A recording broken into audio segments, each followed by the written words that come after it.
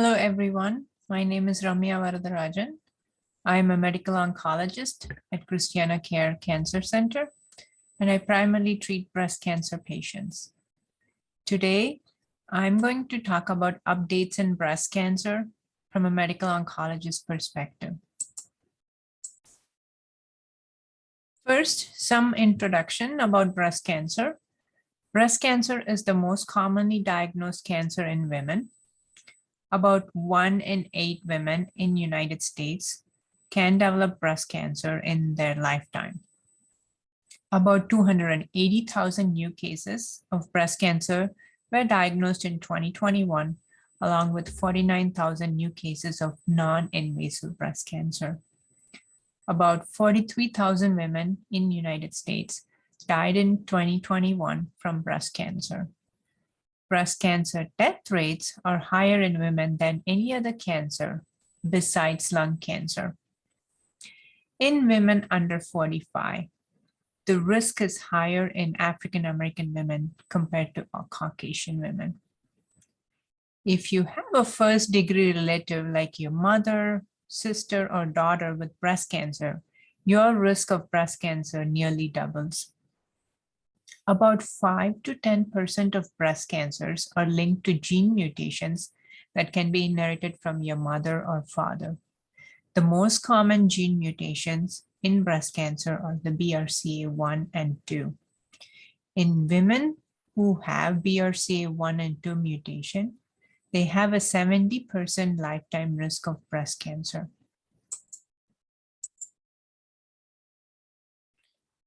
Today, since I'm going to talk about updates in breast cancer in 2021, I want you to be familiar with the common terminologies we use in breast cancer.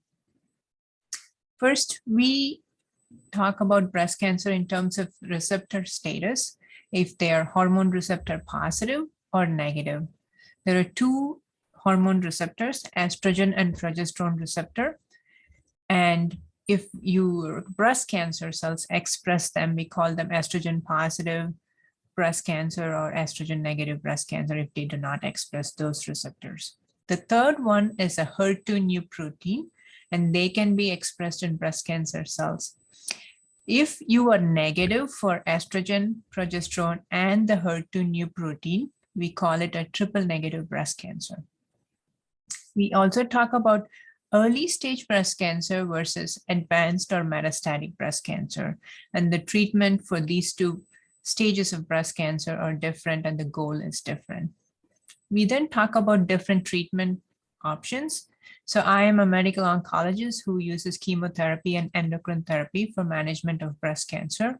The timing of this treatment before or after surgery has different terminologies. If we do chemotherapy before surgery, we call it neoadjuvant treatment or neoadjuvant chemotherapy. If we do treatment after the surgery, it is called adjuvant treatment or adjuvant chemotherapy or adjuvant endocrine therapy. So there were 5 studies that were practice changing for me in 2021, and I thought I should talk about these 5 trials that would change management of breast cancer patients. The first one is called the RXponder Study, and this looked at early stage hormone receptor positive, HER2 negative breast cancer with 1 to 3 positive lymph nodes. They used a test called Oncotype DX test to help guide treatment. What is Oncotype DX test? The Oncotype DX recurrence score test, it analyzes a group of genes in the breast cancer cells, and that will affect how it behaves and responds to treatment. This gives us a score that goes from 0 to 100, and the lower the score, the better the lower the risk of recurrence. So if a person has a low score, Oncotype DX, they have a less chance of cancer coming back versus a higher score. In this study, they took women with 1 to 3 positive nodes and their cancers must be estrogen positive and HER2 negative. And the women, half of them got chemotherapy and half of them got, half of them got chemotherapy and endocrine therapy, and half of them got endocrine therapy alone. They found in this study that postmenopausal women with 1 to 3 positive nodes and a recurrence score of 0 to 25 can safely forego chemotherapy. What does this mean? If you have a low score of less than 25 and you have less than 3 positive nodes, there is no benefit in adding chemotherapy to postmenopausal women. This data is not clear in premenopausal women. In this study, they found that women who have 1 to 3 positive nodes, and if you're premenopausal, may benefit from chemotherapy. We are not clear at this time if this benefit is from chemotherapy or because of the ovarian suppression that comes from chemotherapy. But this is an exciting study for us because there are a lot of postmenopausal women with 1 or 2 positive nodes, and they do not need chemotherapy to decrease the risk of breast cancer coming back. The second study that was exciting or practice changing from for a medical oncologist is the Keynote522 trial. This study was looked into immunotherapy in triple negative breast cancer patients. So immunotherapy, as you may have known, is exciting in the field of oncology because it makes your own immune cells fight cancer cells. This has been studied in a lot of other cancers and like lung cancer and melanomas, but until recently, it was not available for breast cancer patients because there was no data to show improvement. In this study, they took about 1,200 patients with triple negative breast cancer, and these cancers were not metastatic. And half of them got the regular conventional chemotherapy, and the other half got chemotherapy plus this immunotherapy drug called pembrolizumab. After the chemotherapy was done, all these patients underwent surgery. At the time of surgery, they looked at the samples that were taken from the surgical specimen and found that people who got immunotherapy, the group which got immunotherapy, had a higher pathologic response rate than the group which did not get immunotherapy. What does that mean? Pathologic complete response rate. It means when the pathologist looks under the microscope after the chemotherapy in the specimen, they did not find any cancer cells at the time of surgery. So that is called a complete pathologic response rate. So the group of women who got immunotherapy had a higher complete pathologic response rate compared to the group who got the regular chemotherapy. This is important because if you have a higher pathologic response rate, you have a better prognosis, meaning you have less chance of the cancer come back, less event-free survival.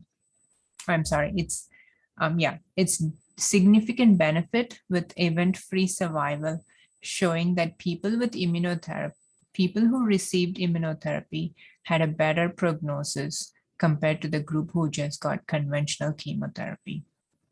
So this is practice changing, and we have started to use this in our treatment.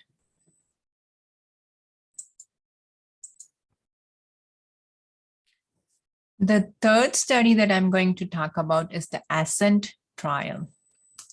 So in this study is on triple negative breast cancer women who have metastatic breast cancer. So the cancer is spread outside the breast, and we are treating to decrease the symptoms and increase their overall survival. Metastatic triple-negative breast cancer is an aggressive cancer, and treatment options are mainly chemotherapy drugs, and they are quite difficult to treat. We have a few chemotherapy drugs that are approved for treatment of metastatic triple-negative breast cancer. This study looked at a new drug called sacituzumab govitecan in patients with metastatic triple-negative breast cancer who have already received at least 2 lines of treatment before. And this showed, compared to the conventional standard of care chemotherapy, this drug improved survival. Also, this drug was well tolerated, very minimal side effects such as nausea, diarrhea, and decreased blood count. And we have started using this in our management of metastatic triple-negative breast cancer patients. The fourth trial that I want to talk about that I have started changing my practice is the Monarch E Trial.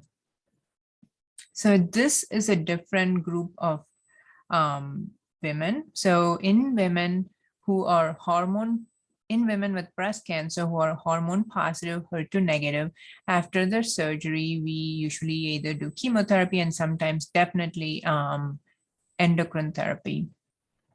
And this trial is the first advancement in a long time in management of adjuvant treatment of women with breast cancer.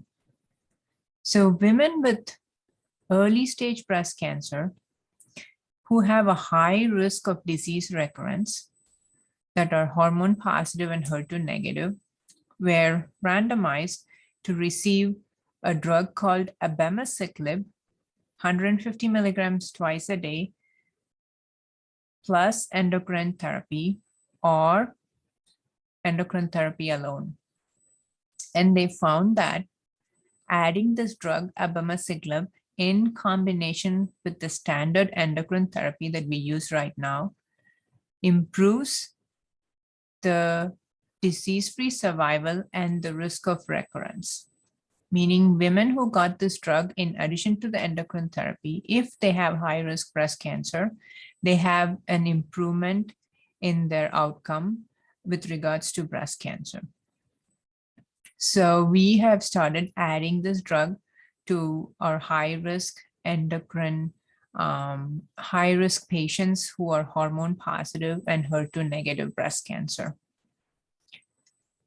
The last study that I'm going to talk about is the Emerald trial. This is not yet approved in our practice yet, but we are eagerly awaiting approval of this drug.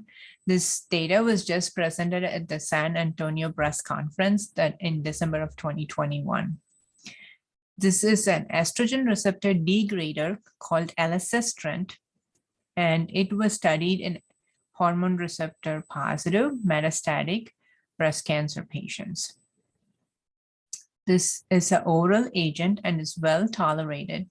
And addition of this drug showed that there was an improvement in terms of progression-free survival compared to a different form of endocrine therapy. This is another option for our patients with advanced estrogen-positive breast cancer, and we are waiting for the approval of this drug, which I'm hoping would be soon. So these are the 5 things that I felt was practice changing in 2021 from a medical oncologist standpoint. Thank you very much for your attention.